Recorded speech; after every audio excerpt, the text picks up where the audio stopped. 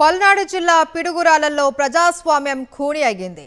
TDP MLA Yarapathineni Srinivasarao అరాచకానికి అడ్డే లేకుండా పోయింది.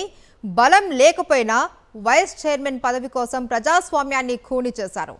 ఒక్క కౌన్సిలర్ కూడా లేకపోయినా వైస్ చైర్మన్ పదవి లాక్కున్నారు. పిడుగురాలలో మొత్తం 33 వార్డులను వైఎస్ఆర్సీపీ గెలుచుకుంది. మున్సిపల్ ఎన్నికల్లో టీడీపీ ఒక్క స్థానాన్ని కూడా గెలుచుకోలేదు. దీంతో వైఎస్ఆర్సీపీ కౌన్సిలర్లను మభ్యపెట్టి లాక్కున్నారు ఎరపతినేని శ్రీనివాసరావు. పోలీసులను అడ్డం పెట్టుకుని కౌన్సిలర్లను కిడ్నాప్ చేయించారు. బెదిరించి భయపెట్టి కౌన్సిలర్లను లాక్కెళ్లారు. 29వ వార్డు కౌన్సిలర్ మునిరా ఇళ్లను కూల్చివేయించారు. మిగతా కౌన్సిలర్లందరినీ లాడ్జిలో బంధించి నేరుగా మున్సిపల్ ఆఫీస్కు తీసుకొచ్చి భయపెట్టి ఓట్లు వేయించుకున్నారు పచ్చ పార్టీ నేతలు. పల్నాడు జిల్లా పిడుగురాలలో ప్రజాస్వామ్యం ఖూని అయింది. దీనికి సంబంధించి మరిన్ని డీటెయిల్స్ మా ప్రతినిధి అశోక్ అందిస్తారు. అశోక్, ఎరపతినేని శ్రీనివాసరావు అరాచకానికి అడ్డే లేకుండా పోయింది. కౌన్సిలర్లను బలవంతంగా లాడ్జిలో బంధించారనేసి ఆరోపణలు వస్తున్నాయి. ఏంటి దీనికి సంబంధించి డీటెయిల్స్? పిడుగురాళ్లలో ఎరపతినేని శ్రీనివాసరావు అరాచకం పరాకాష్ఠకు చేరింది. ఈరోజు పట్టపగలే ప్రజాస్వామ్యాన్ని ఖూనీ చేశారు.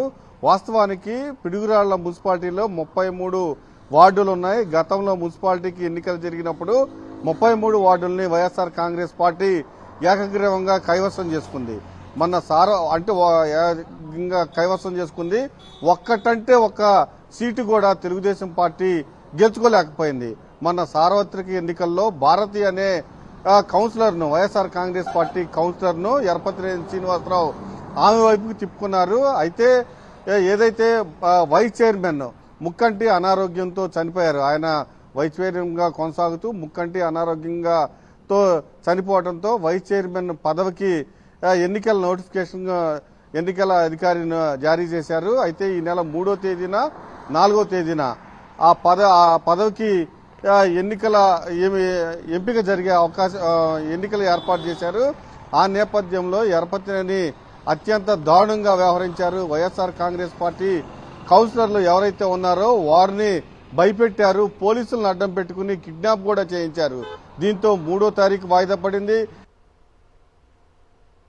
10 మంది వైఎస్ఆర్ కాంగ్రెస్ పార్టీ కౌన్సిలర్లని కిడ్నాప్ చేయడంతో అప్పుడు కూడా వాయిదా పడింది. మళ్లీ తిరిగి ఎన్నికల కమిషన్ ఈ రోజు వైస్ చైర్మన్ పదవికి ఎన్నికలు నిర్వహిస్తుంది. ఇదే నేపథ్యంలో ఎరపతినేనే స్వయంగా రంగంలో దిగి పూర్తిగా పోలీసులను అడ్డం పెట్టుకుని వైఎస్ఆర్ కాంగ్రెస్ పార్టీ కౌన్సిలర్లు ఎవరైతే ఉన్నారో వాళ్ళందరినీ భయభ్రాంతులు చేశారు. దాదాపు 17 మందిని భయపెట్టి వాళ్ల వైపు బంధించారు. నేరుగా ఈరోజు వాళ్ళందరినీ మున్సిపల్ కార్యాలయానికి తీసుకువచ్చి ఎవరైతే భారతి ఉందో ఆ భారతికి సపోర్ట్ చేయించారు. నిన్న